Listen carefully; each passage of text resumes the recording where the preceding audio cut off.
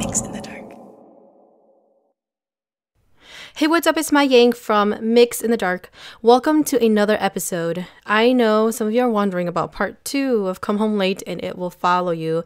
I do have it and I have read it. However, the owner of the story is not ready for it to be released. And that's not up to me at all. So we're going to respect that part of her and continue our regular scary stories. I have such an interesting story this week. It is called My First Love. This episode is a lot shorter than most, and usually when I have short episodes like this, I like to combine a few stories together to make the whole episode a little longer, but I decided to let this one stand on its own.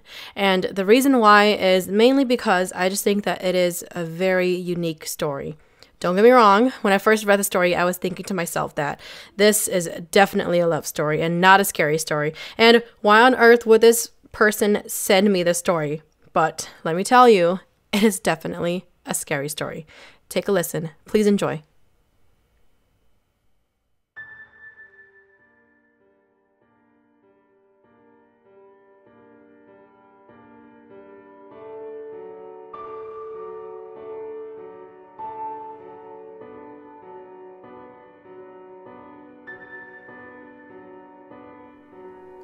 The first time I fell in love was in the humid summer of 1979, in a refugee camp of all places.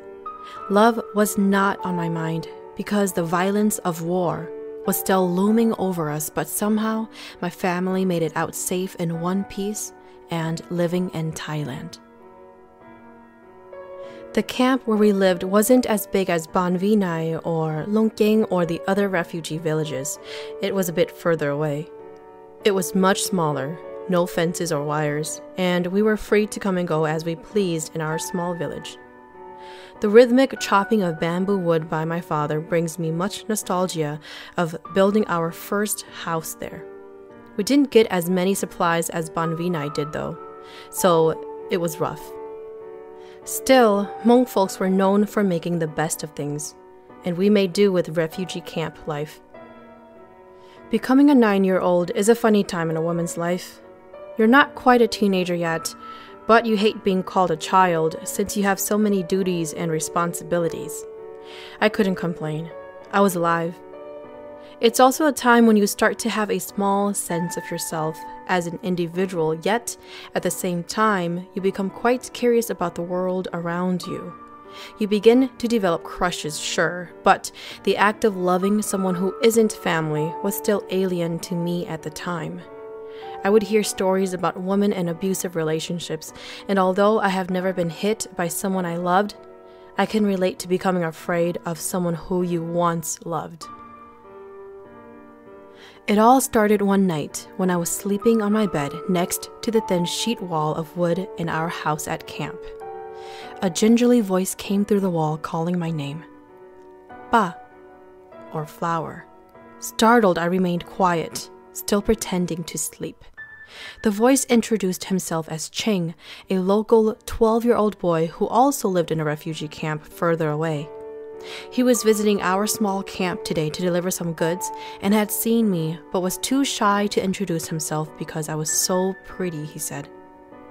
Nobody outside my family had ever called me that before.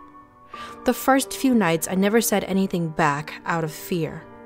But Cheng returned dutifully every night after my family was sound asleep and I was awake.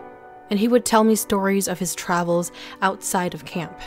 He told stories of how he encountered a water buffalo as big as a house, and how he once pieced together the bones of a water dragon, spending days fishing by the river shore. I was told never to leave the camp without an escort, so I was fascinated by his stories and found myself anticipating his nightly visits to hear even more. As I became more comfortable with Cheng, I asked him once how I could possibly contact him. Back then, people just ran into each other by chance and had to plan beforehand before meeting again. He said, "Just feel me out. You felt it, I'm sure." He was right.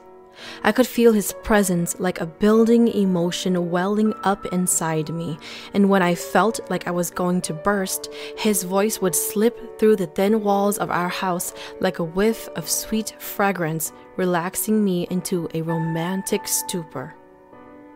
He told me that feeling was love. I would lay there, my head resting on my hand, smiling to myself, and listening to Ching's stories for hours until I fell asleep. One night, I asked to meet him, face to face. I wanted to see what his eyes looked like. I remember having this strange urge to hold his hand and imagining what that would feel like. He replied that he thought he was still too ugly for me, that if I saw him, I would lose interest immediately. But I didn't care. He had already won me over. Still, he said when the time was right, we would meet and it would be worth the wait. One morning, I was awoken by a ruckus that started outside by one of our neighbors. As I exited the house, wiping my eyes because I stayed up late with Ching, I saw a crowd of people gathering outside. My neighbor's daughter, Shua, a girl who was roughly just a few years older than me, had slipped away in the night and had gone missing. Her mother confessed to the crowd that she had been recently talking to a boy. Everyone assumed she ran off to get married.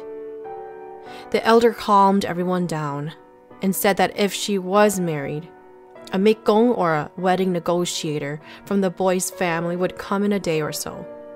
I was shocked as the crowd began to disperse, but I could relate to Shua's plight. I had seen Shua and her boyfriend a few times. He would visit her when the parents were out and at the garden and when she was home alone. It looked like they were in love. I couldn't wait to tell Ching what had happened, but he didn't come that night.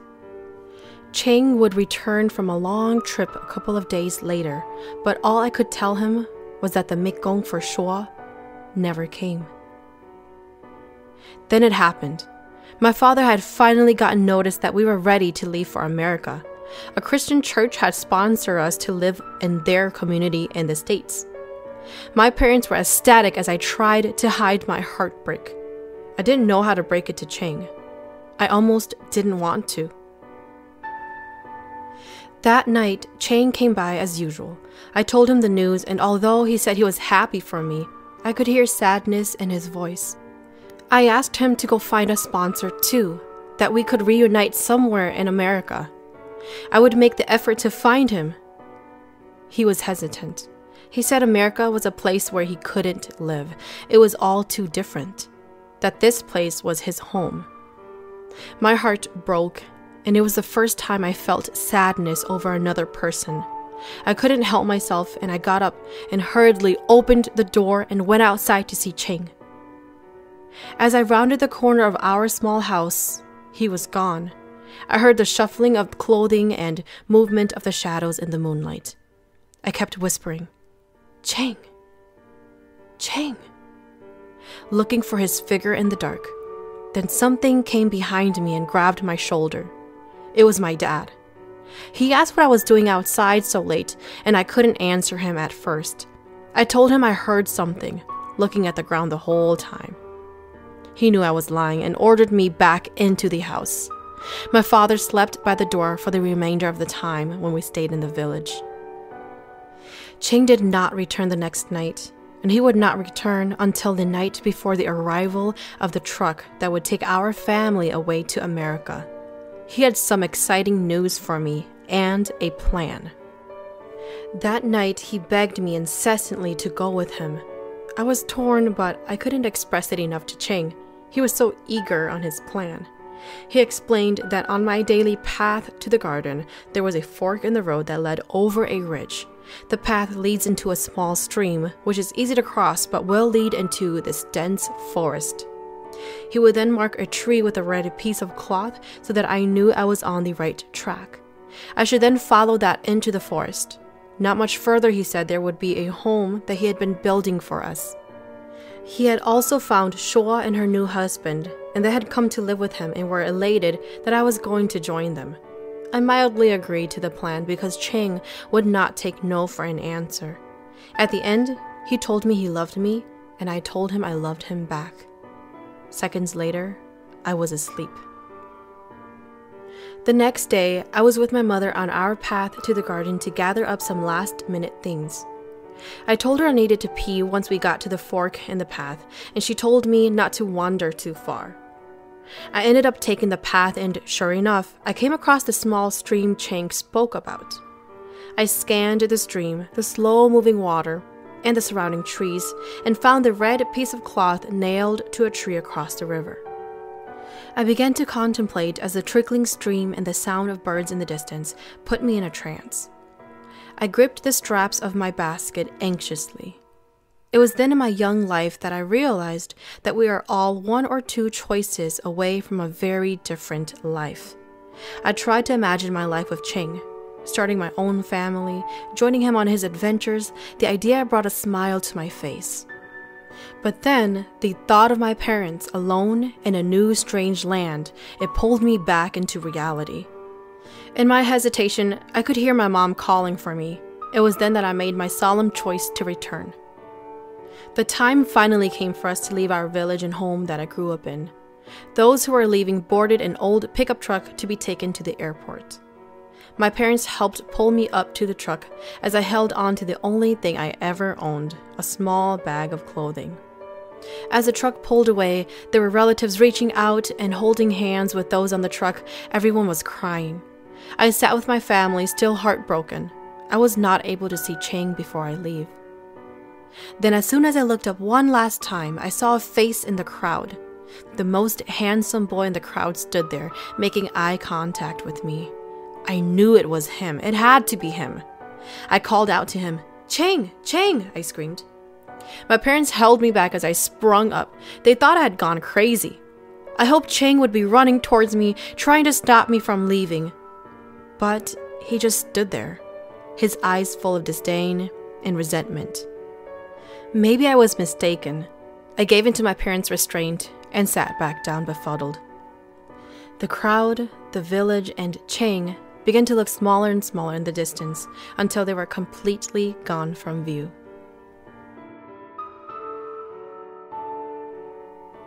I am married now. I met my husband in the States, and he's been very kind to me. I couldn't ask for a better father for my 4 children. Though I'll never admit it, I still think of Chang today in our life if things went his way. Years later, and once my kids were fully grown, my husband and I saved up for a trip back to Thailand. For him, it was a romantic getaway, but for me, I was looking for something else. When we returned to Thailand, none of the camps existed anymore. Everything was torn down, and the overgrown greens have returned to the hills. If I had not experienced my childhood there, you would have never known that Hmong people had once lived there at all. But I still remember the trails, and I used my memory to retrace my steps as best I could. When I came across the trail to the ridge, it had been converted to acres of rice fields. I saw a few farmers strung over the fields. I walked up to the closest one and asked her questions about the trail. The lady farmer with the buffalo gave me a confused look. She told me nothing was over there anymore, just more jungle forest. My heart ached. I just wanted it to be true. I took the trail pass over the ridge, almost running. For a moment, I was that 9-year-old girl again, looking for the love I left behind. This took my husband by surprise as he followed, asking if there was some sort of emergency. I did not respond. I followed that trail for what seemed like forever into this deep forested area. The stream was long gone, but the red cloth, it was still there. Weathered, but still red as ever. I knew I was on the right path. As I overstepped foliage and roots, I imagined a handsome, matured Chang standing in front of a beautiful home, asking what took me so long. I would see my old friend Shua again, and her husband, and exchange stories about our kids. I eventually came across a clearing that had long been forgotten. There was a small building, but all that was left of it was a broken foundation, abandoned long ago. I noticed another torn piece of red cloth nailed into a rotten wooden beam. I walked past many piles of rocks, mostly covered with years of moss, as I crossed the clearing. In a silly attempt, I closed my eyes and tried to feel Chang's presence, but felt nothing. As I got closer, almost feeling faint, My husband stopped me and warned me to be careful. He pointed out that the surrounding formation of the rocks meant that we were standing in the middle of an old graveyard meant for Hmong children.